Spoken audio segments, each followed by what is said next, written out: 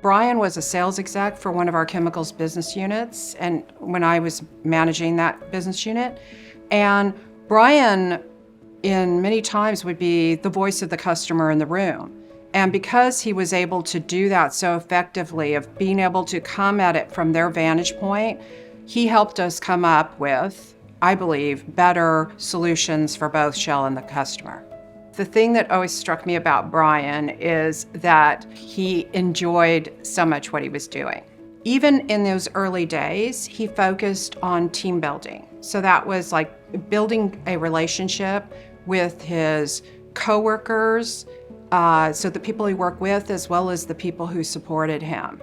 He is truly a people person. When you introduce Brian to somebody, he's in there trying to find out about them and what they do and what their interests are. I think that that is one of the main things that has helped him go up the ladder at Shell, and also to be such a success with all the charitable organizations that he's been involved with.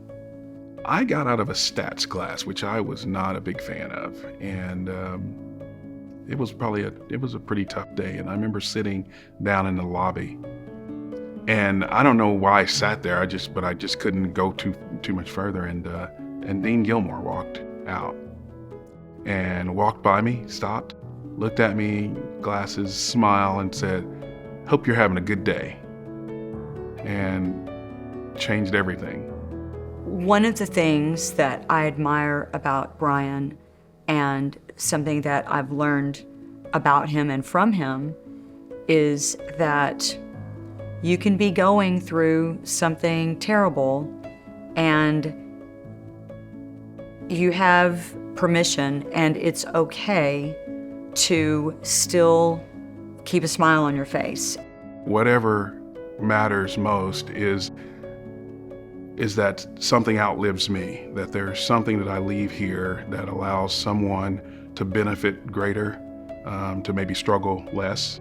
I think he's so passionate about Friday Harbor because his own brother had cancer and passed away.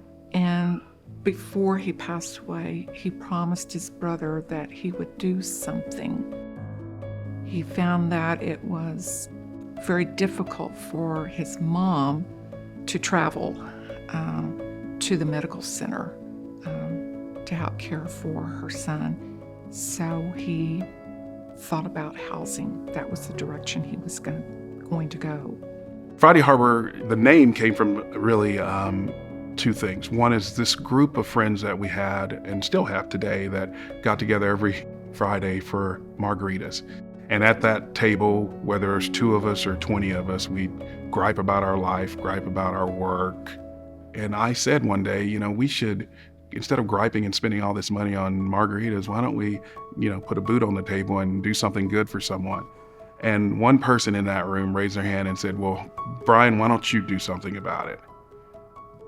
So when we thought about how do we identify to a community that we are going to heal cancer one night at a time through free housing, giving them a safe, clean place to stay.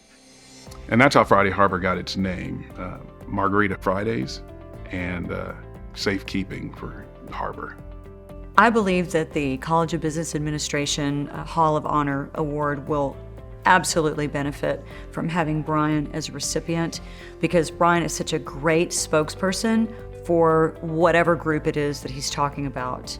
So with Brian out there talking about Sam Houston State University and all of the benefits, Brian would be a recruiting machine.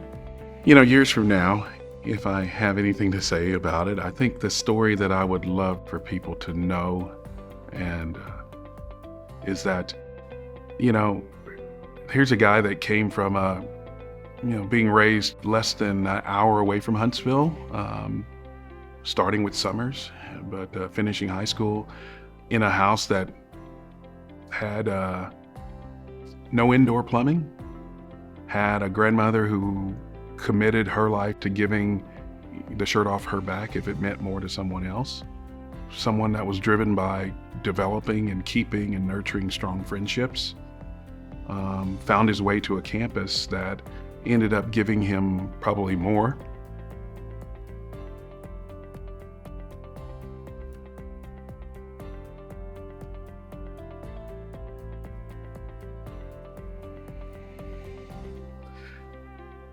Probably given him more than he deserved at the time, but enough to where he wants to come back and give it all away.